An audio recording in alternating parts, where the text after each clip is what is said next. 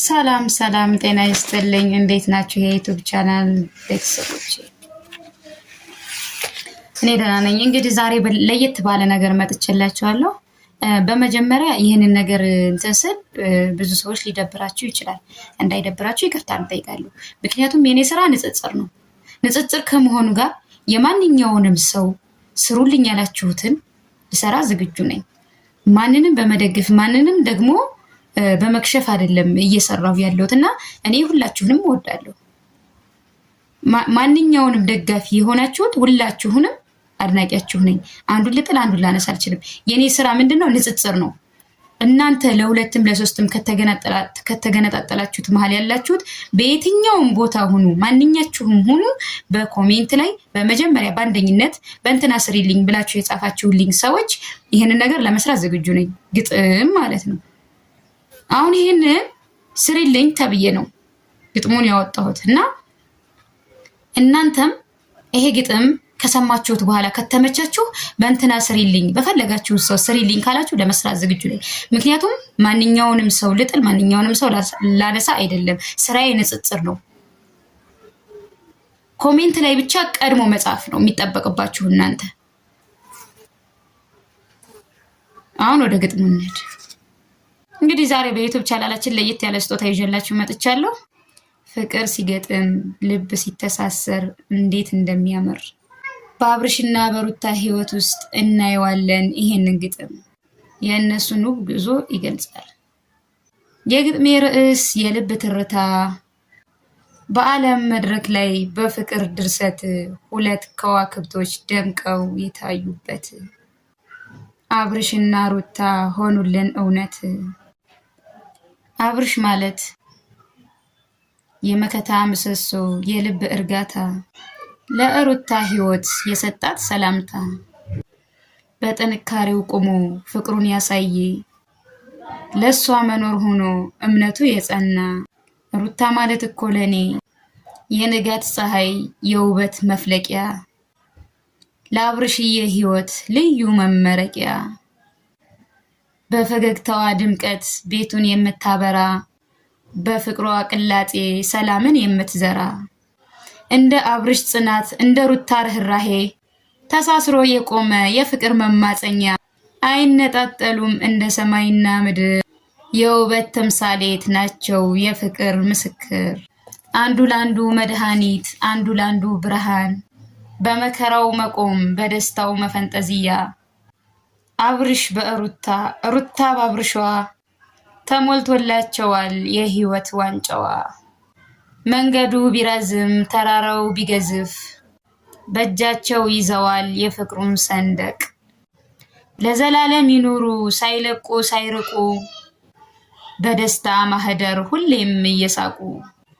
ፍቅር እንደ አብርሽና እንደ ሩታ ሲሆን ያስቀናል። በነገራችን ላይ እናንተም ደግሞ ለምትወዱት ሰው ይሄንን ግጥም በማጋራት ፍቅራችሁን ግለጹ።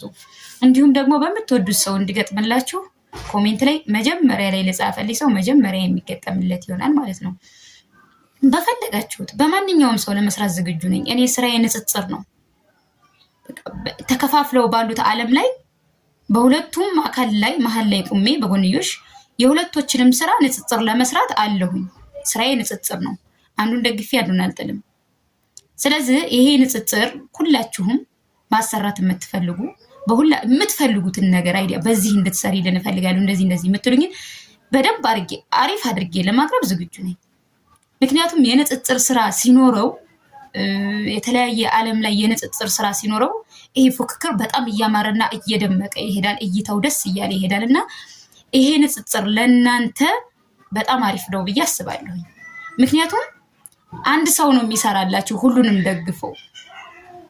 እናንተ በምትፈልጉት መልኩ እሰራላችኋለሁ።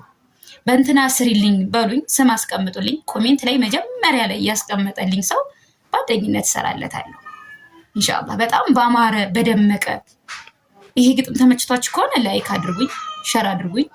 እንዲሁም ደግሞ ለቻናላችን አዲስ ከሆናችሁ ደግሞ ሰብስክራይብ በማድረግ የዚህ ቻናል ቤተሰብ አባል ይሁኑ። እንግዲህ የመዳም ቅመሞች የኔን ለማበረታታት ያላችሁ ጥረት ያላችሁ ስብዕና፣ ውዴታችሁ፣ ፍቅራችሁ በጣም ደስ ይለኛል። እኔም እወዳችኋለሁ ውዶቼ። የመዳብ ቅመሞች ሰላማችሁ ብዝት ይበልልኝ በያላችሁበት።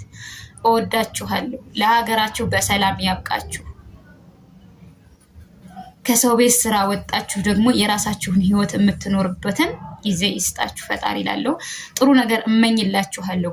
እናንተን ለማስደሰት የማላደርገው ነገር የለኝም።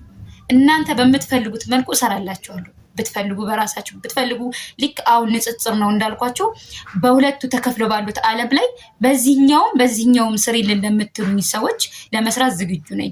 ምክንያቱም የእናንተ ይሄ ቪዲዮ ለእናንተ በጣም ጠቃሚ ነው ብዬ አስባለሁ። ለምን ካላችሁኝ ይሄ ቪዲዮ ጠቃሚ የሚሆንበት ምክንያት ለሁለት የተገነጠሉ ሰዎች አንድ አነጻጻሪ ሰው ሲኖር በጣም ድምቀት ይኖረዋል፣ ደስ ይላል። ንጽጽር ያለበት ነገር በጣም ያስደስታል እና ድምቀት እንዲኖርላችሁ እይታ እንዲኖርላችሁ ከፈለጋችሁ ይሄን ንጽጽር